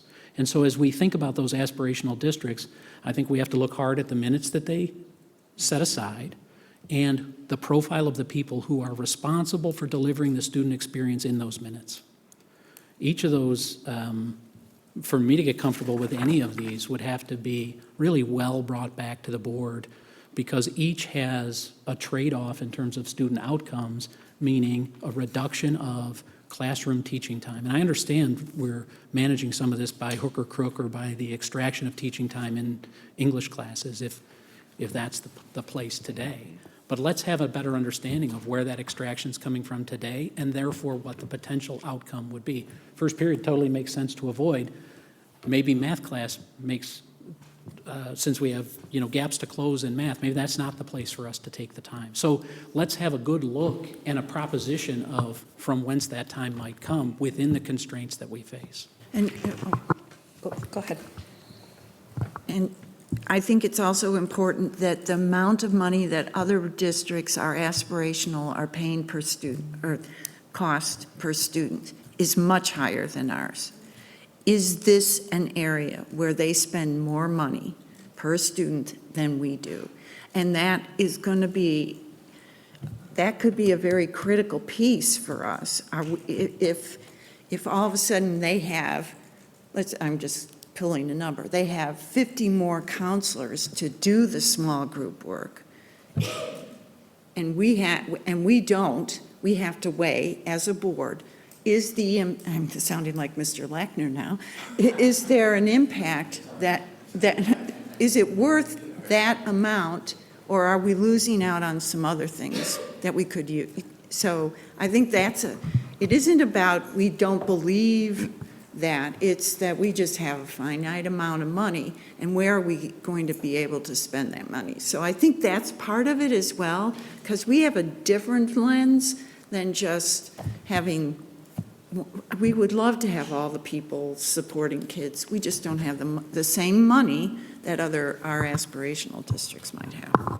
Schedule-wise, at the aspirational districts that you did reach out to and talk to about their advisory periods,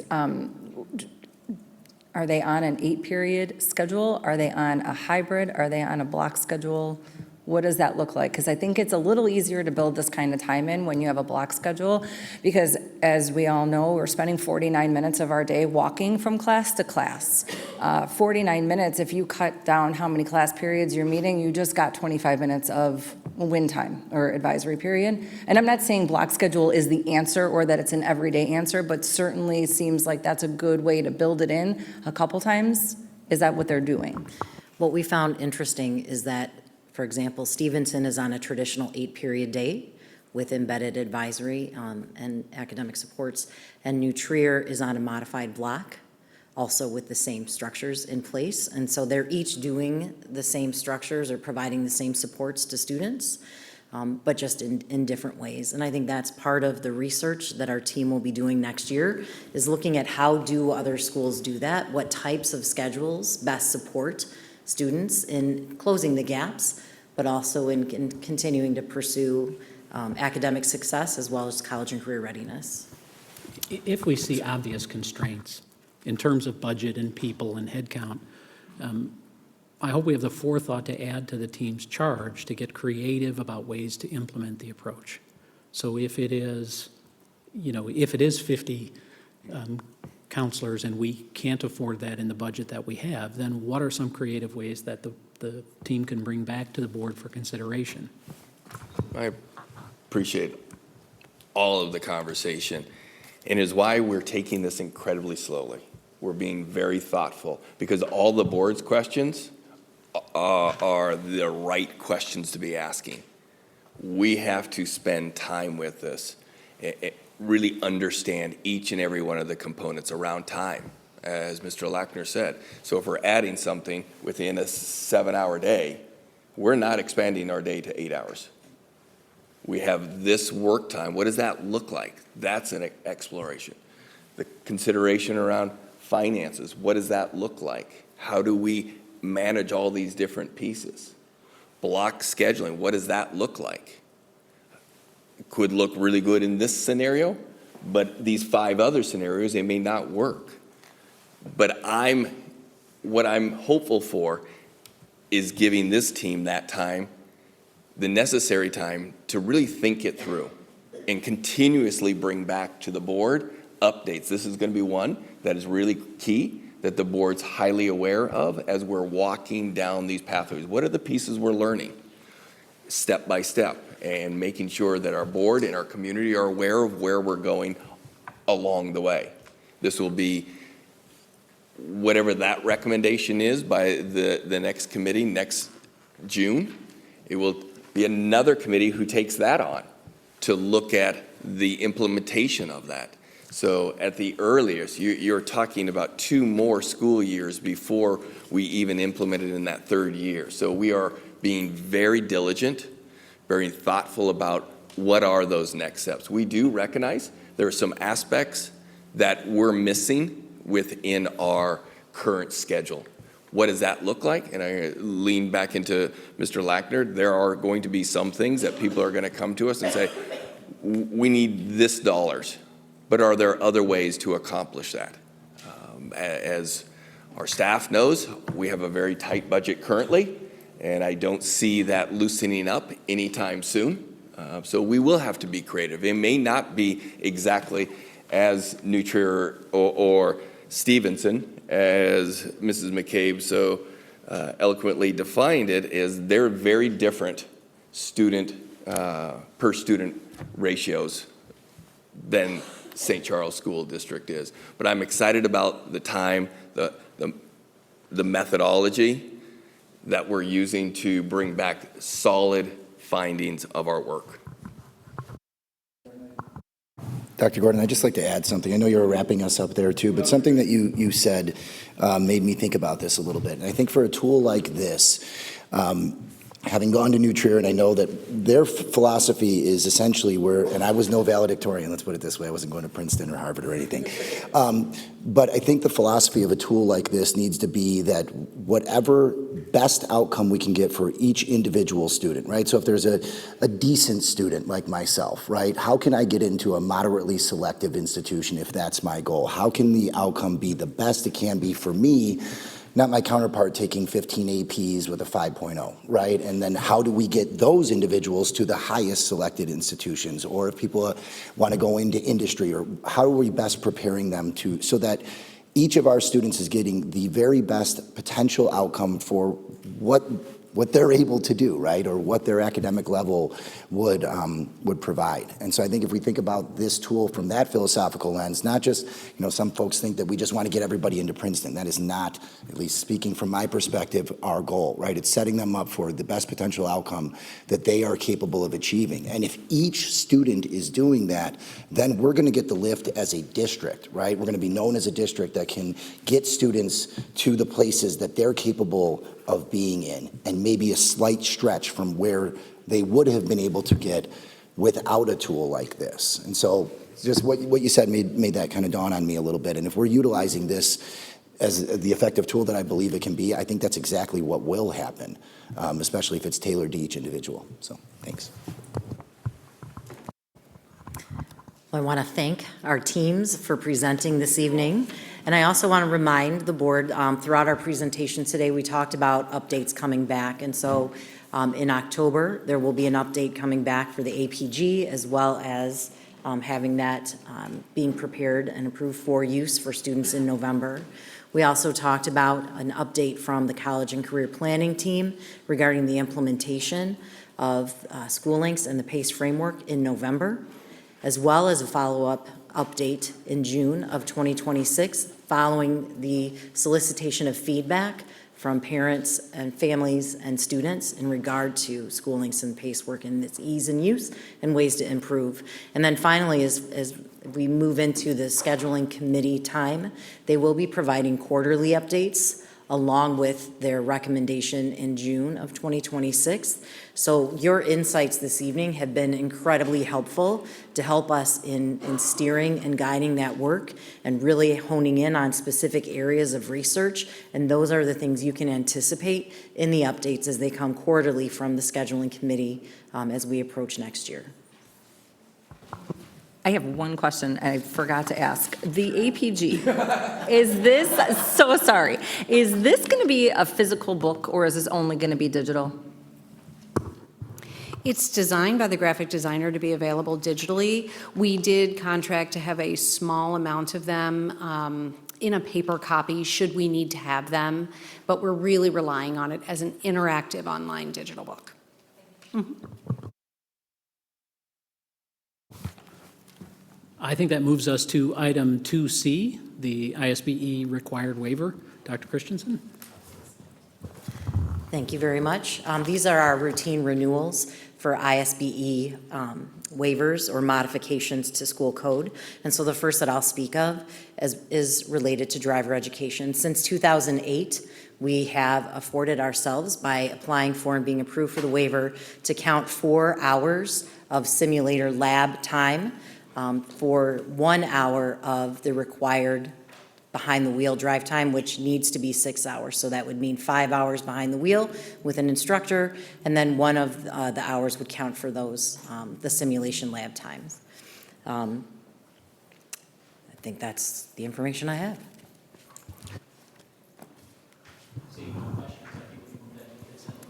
Fabulous. Thank you very much. The next waiver is regarding our SIP days. Really, this is to provide us with continued flexibility. We are offered the possibility of this waiver every 5 years. It's our time to consider the next 5 years, and it essentially allows us to not be locked in to doing those school improvement days in a half-day format where students have to come for part of the day, teachers teach for part of the day, and then they engage in learning.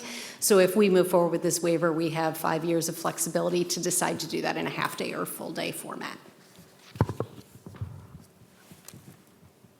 Hearing no questions, we can also move that to the consent agenda.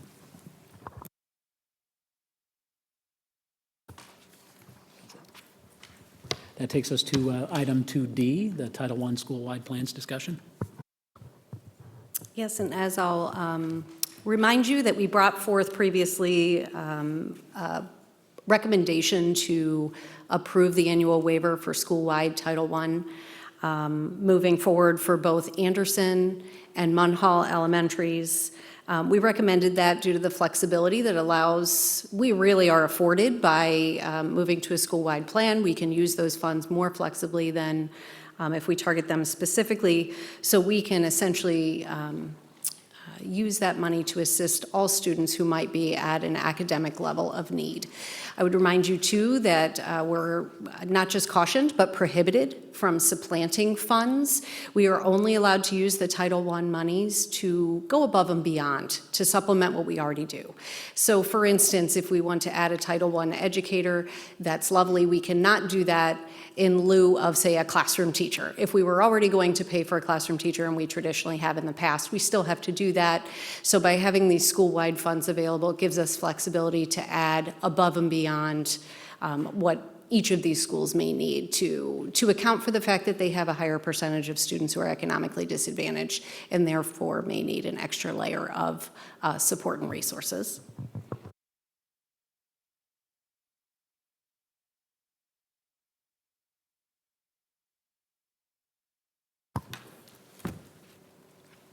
The floor is open. This is just on the process. I really like the idea of the updates that we did at the board meeting. And I've already expressed my concern to both the board president and the superintendent. We don't want to do the committee work during that period of time. That it just should be brief. So I really appreciate that you took the time offering us to ask our questions to be able to answer, and you've answered them very well from my standpoint.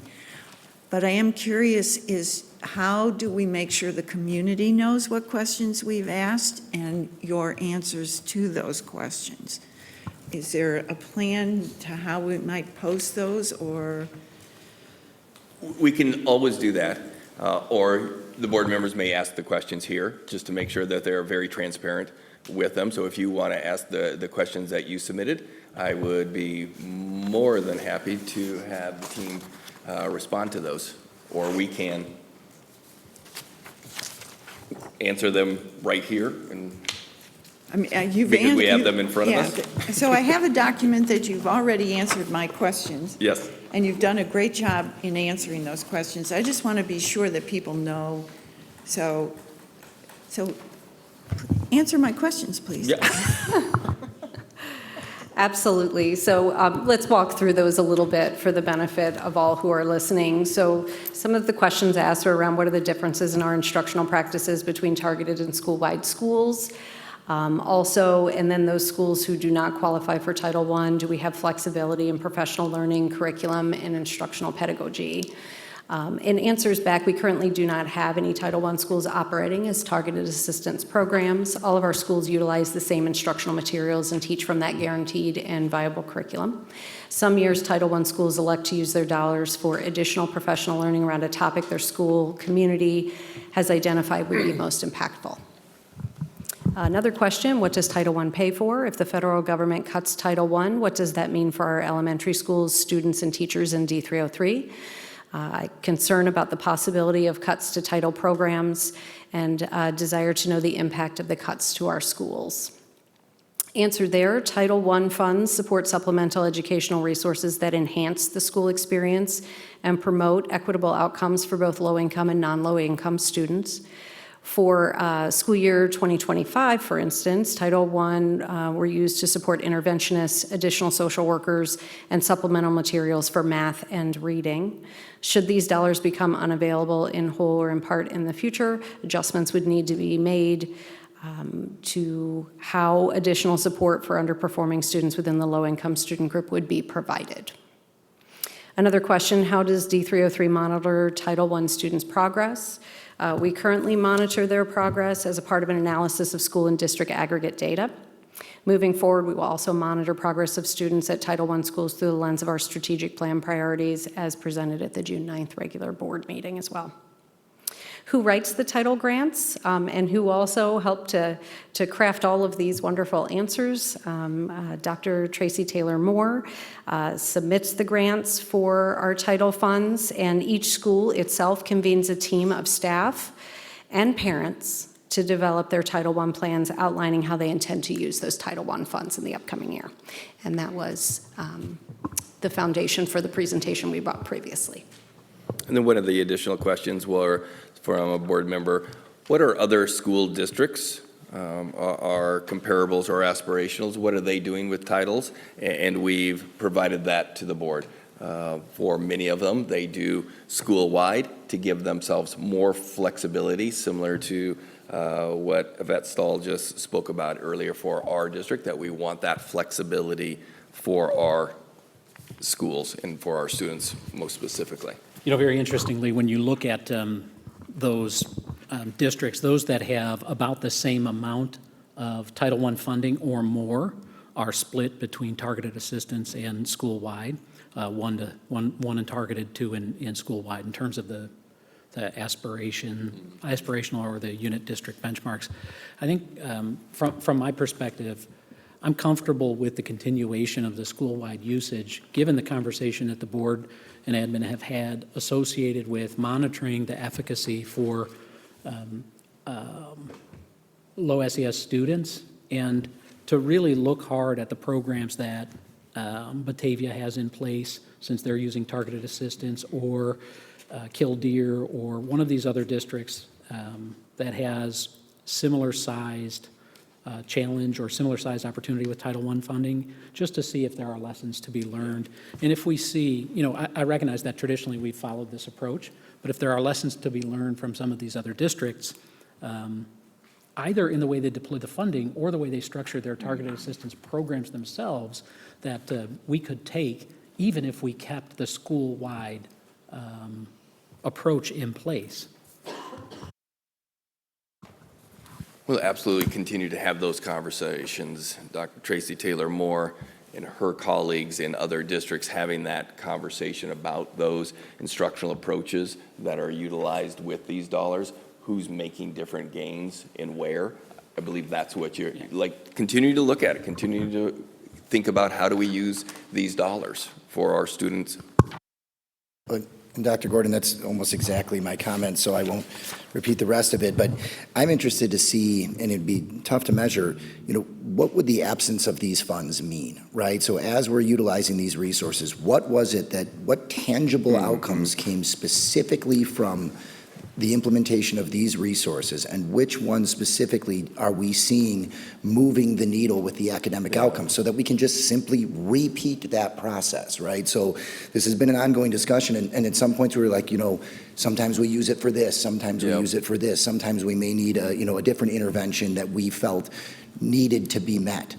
So I think just careful consideration and then and listing each of them out and what we believe the academic outcome was due to, right? Yeah. And then we can just repeat that. When we find a best practice, we know it moves the needle for these, for these particular schools, and then let's do it again. And I do appreciate, just as an aside, the breakdown of the various schools and how they're utilizing this funding, because, why reinvent the wheel if they've found amazing ways to utilize this funding, or if we have internally as well.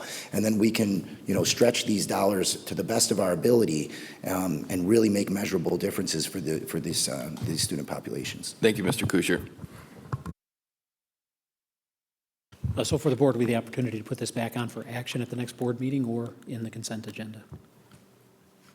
Oh, Ms. Bell, did you? No, I'm sorry, I just didn't hear you. I just said we have the opportunity to put this back on the agenda for action or in the consent agenda. I think we need to put it on action, but we're not sure yet as far as the timing. Okay. Correct, Dr. Ward? Correct. We do need to put this on at a special meeting. Yeah. So whatever special meeting that comes to, whatever decision we want to do, either consent or action. Okay, so we can figure that out. It would, quite honestly, because we have to do a special meeting for it, it'd make more sense if we do action. It would be kind of odd. And I was trying to lead me to the water, but I wasn't drinking right away, so now I finally got it. Hearing no other comments on the Title I issue, that brings us to item 3, future agenda items.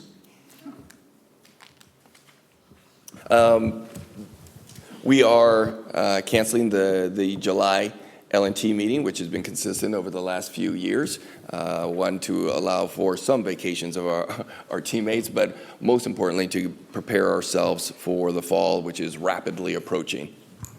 So we will be back together in August. Hearing no other new business, then we can move to item 3B, adjournment, and adjourn the meeting here at 7:27. Thank you.